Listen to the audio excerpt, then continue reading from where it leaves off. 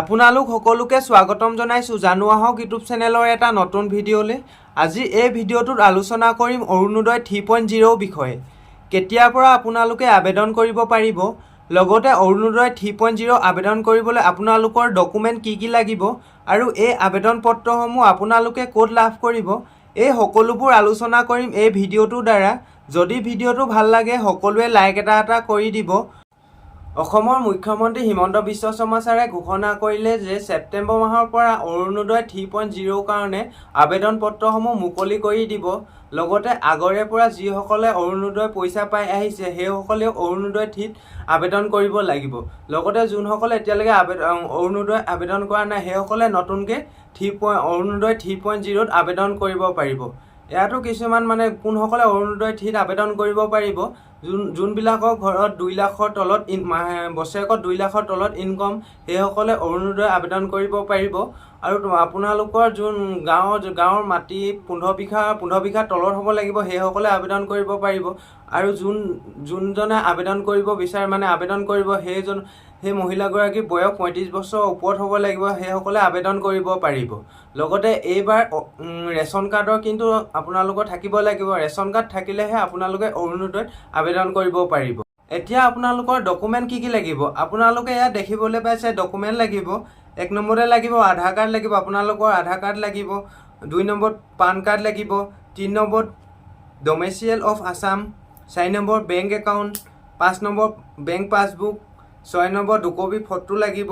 7 নম্বৰ mobile number. 8 নম্বৰ ration card. আৰু এইবাৰ আপোনালোকৰ ৰেচন কাৰ্ড বাধ্যতামূলক, যোনে যাৰ ৰেচন কাৰ্ড থাকে তেওঁহে এইবাৰ অৰুণোদয় 3.0ত আবেদন কৰিব পাৰিব। আপোনালোকৰ ৰেচন কাৰ্ডটো কিন্তু বাধ্যতামূলক, আপোনালোকৰ ৰেচন কাৰ্ড থাকিব লাগিব। তাৰপিছত ৰেচন কাৰ্ডৰ পিছত ইনকম চাৰ্টিফিকেট।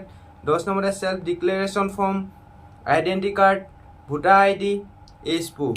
কিন্তু আপোনালোকৰ এইবাৰ ৰেচন কাৰ্ড থাকিলেহে আপোনালোকে আবেদন কৰিব পাৰিব। অৰুণোদয় 3.0ত ৰেচন কাৰ্ড লাগিব। আগতেও কিছুমানে যদি ৰেচন কাৰ্ড নথকাকৈ যদি পইচা পাই আছে, এইবাৰ কিন্তু যেতিয়া আবেদন কৰিব, যেতিয়া আবেদন পত্ৰসমূহ মুকলি কৰি দিব, তেতিয়া কিন্তু আগতে পইচা পাই থকাসকলেও ৰেচন কাৰ্ড থাকিব লাগিব, তেতিয়াহে আপোনালোকে অৰুণোদয়ত পইচা পাব। যদি ৰেচন কাৰ্ড নাথাকে আগতে পাই থকা হ'লেও আপোনালোকে এইবাৰ কিন্তু অৰুণোদয়ৰ কাৰণে আবেদন কৰিব নোৱাৰিব, নাইবা আপোনালোকে পইচাসমূহ লাভ নকৰিব। আপোনালোকে অফলাইন যোগে আবেদন কৰিব পাৰিব। আপোনালোকে ইয়াত ডিছপ্লেত দেখিবলৈ পাইছে এই ধৰণৰ এখন ফৰ্ম দিয়া হ'ব আপোনালোকক। এই ফৰ্মখন ফিল আপ কৰিব লাগিব আপোনালোকে, আৰু এই ফৰ্মখন আপোনালোকে গাঁৱৰ পঞ্চায়তসমূহত আপোনালোকে লাভ কৰিব। আপোনালোকে যেতিয়া আবেদন পত্ৰসমূহ মুকলি কৰি দিব তেতিয়া গাঁও পঞ্চায়তলৈ গৈ আপোনালোকে ফৰ্মসমূহ ফিল আপ কৰি আপোনালোকে ছাবমিট কৰিব লাগিব।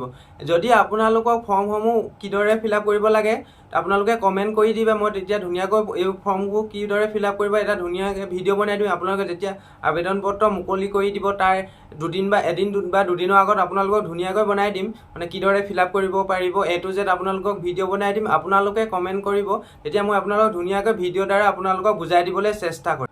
আৰু এটা কথা কৈ দিছোঁ, আপোনালোকৰ যি ডকুমেণ্ট প্ৰয়োজন হ'ব, ৰেচন কাৰ্ডটো লাগিবই, আপোনালোকৰ আধাৰ কাৰ্ডটো আপডেট হৈ থাকিব লাগিব।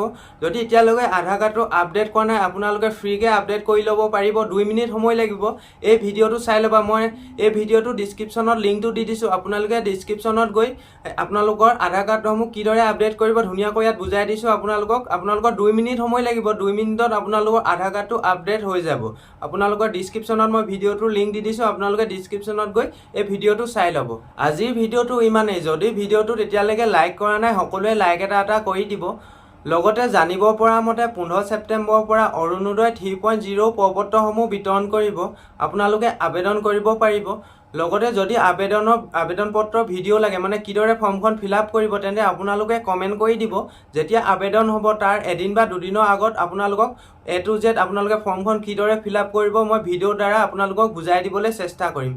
আৰু নতুনকৈ যদি চেনেলটোলৈ আহিছে তেন্তে এই চেনেলটো ছাবস্ক্ৰাইব কৰি ৰাখিব, কিয়নো এই ধৰণৰ ইনফৰ্মেশ্যনৰ ভিডিঅ'বোৰ এই চেনেলটোত আপোনালোকে পাই থাকিব।